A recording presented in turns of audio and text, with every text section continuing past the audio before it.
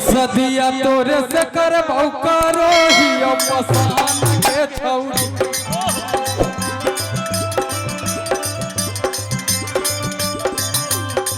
हम त बांध लेली ओ माथा में कफन के छौड़ी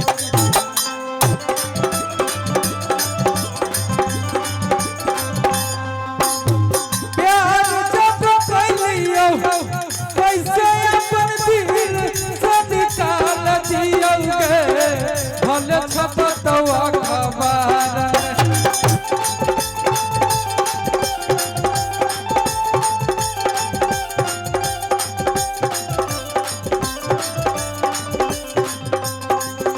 कसी कहतर सटा के सनुरा डाल देबोगे जानू ना बाता बाजार में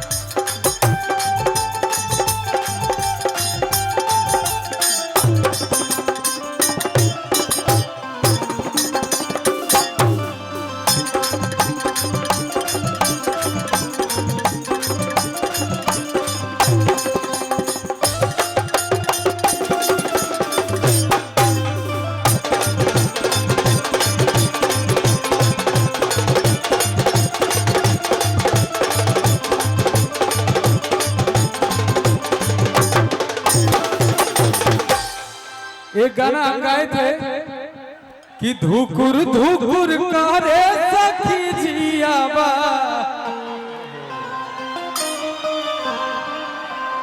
अपियावा भूतावे जवा दियावा। कौन कौन सुने गाना तने एक बार हाथ उठा के बताओ भैया। और इधर से किसी का शादी हुआ है इसमें? सब दो बच्चे की मां कहे कि सब कुंवारे।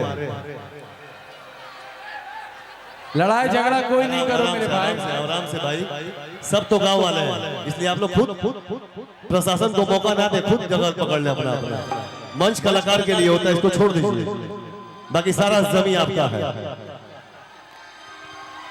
देखिए प्रशासन लोग के इज्जत के लिए अपना आदमी सुने ले, प्रशासन लोग किसको जीते कौन है? अरे कौन जीतेगा? अरे फिर अरे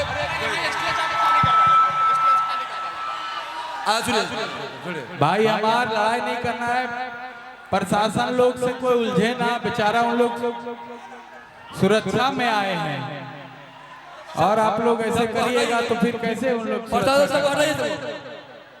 हाँ पर ले थर्मा में ले थे कि धुकुर धुकुर करे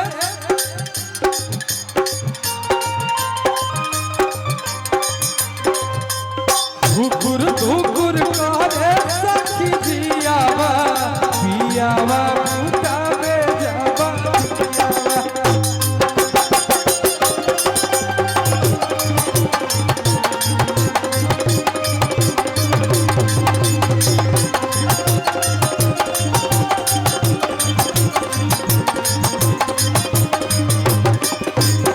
और भैया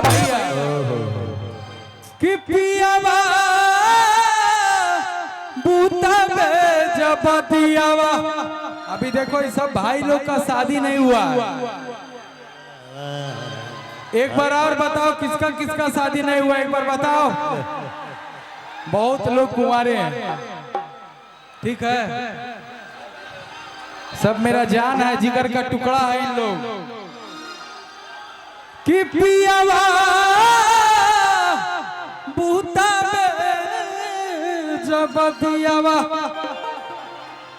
हरे भारे तकियावा अपियावा भूतावे जवा दियावा।